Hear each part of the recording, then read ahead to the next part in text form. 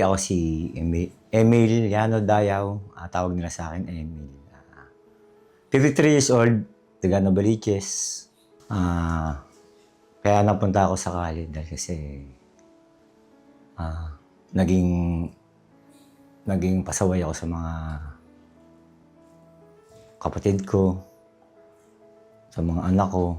Kasi bata pa sila, iniwan ko na sila. Kumbaga, ang laki ng pagkukulang ko sa kanila. Hindi ko sila nasuportahan. Hanggang ngayon, alam ko sa sarili ko na parang andun na ako isang, alam nilang ama nila ako. Kaya lang para sa akin, hindi ko nararamdaman. Naging magulo ang aking buhay. Bali, napunta ako dito sa Kalinga dahil kasi papasalamat ako kay Father Flavi, number one, tsaka kay sa Panginoon. Kasi galing na ako ng bahay Kalinga. Pangalawang beses ko na po. Binigyan ako ng pagkakataon na nabigyan ng trabaho. Hindi ko napagpahalagahan. Then tapos napunta ako sa dati kong trabaho. 3 years yun. Tapos ang naging buhay ko dun parang wala. Ano po yung trabaho nila? Construction. Bali yung ginagawa ko dun. Sa 3 years na yun, parang wala eh. Nakapagbigay ako sa mga anak ko, pamangkin ko. Tutusin kung sa 3 taon, kung talagang makakaipon ako eh. Andun pa rin talaga yung vision na yung madilim na karanasan ko. Sa 3 taon na yun, bali walang nangyari.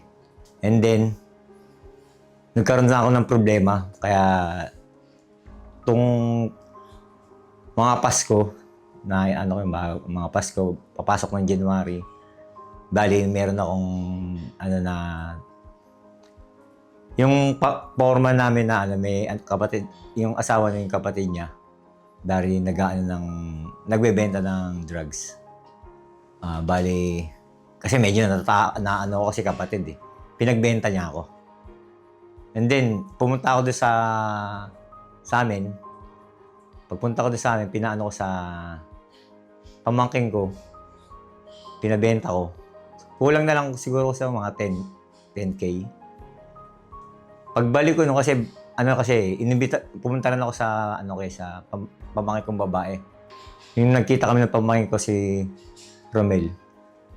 Rodmel. Wala na daw. Kaya Tano, wala na eh.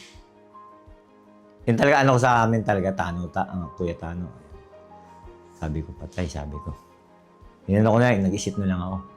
Sabay sinabi sa akin ni Benjo na yung nagbigay sa akin ng drugs.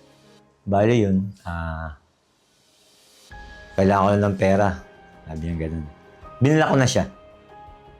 And then, ayun, hindi pa tanggap ng mga kapatid ko kasi yung punto na yun talagang pa nila ako, hindi kumbaga, andun pa rin ako sa ng bisyo eh. Then yun, napunta ako ngayon sa diyan sa may Muñoz, diyan ako natutulog.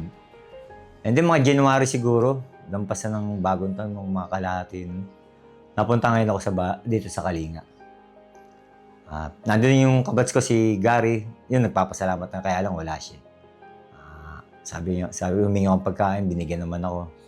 Sabi ko, pwede pa bang mag-volunteer? Sabi niya, hindi ko alam. Siguro, sinabi niya sa mga staff.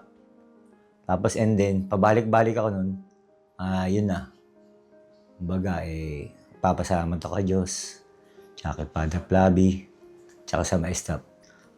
Sa pamumuhay sa kalye, talagang ang hirap. Lalo na, galing ako sa Muñoz. Bale doon talaga totally, lang ako nawalan lang. Siguro mga, almost 2 months lang ako. Almost 2 months lang. Ang pinakamahirap, pag walang pagkain. Kasi dati, nanggaling na nga ako sa na, yung kagad talagang, pagdating dun sa, mismo, ito kagad lang talagang ako. Nagbaka sakali ako, sana, bigyan pa ako ng pagkakataon. Yun, nagpapasalamat ako dun. Nawala na talagang pag-asa nun. Ang inisip ko na lang, dahil wala na hirap na ako sa buhay. Hindi pa rin ako tanggap ng mga kapatid ko, mga anak ko. Ayun, kagad pumasok sa akin itong kalinga po, si Father po, tsaka ako po. Sa akin, ang daming nagkaroon na bigla pa dito sa Kalinga, ang daming nagbago sa akin. Kasi kung nandun pa rin ako sa labas siguro, hindi ko alam kung ano na nangyari sa akin. Dito, ang laki na ng, sa totoo, ang laki na ng, dahil na nagsasabi sa akin, ganda daw ng pangangatawan ko, yung kutis ko.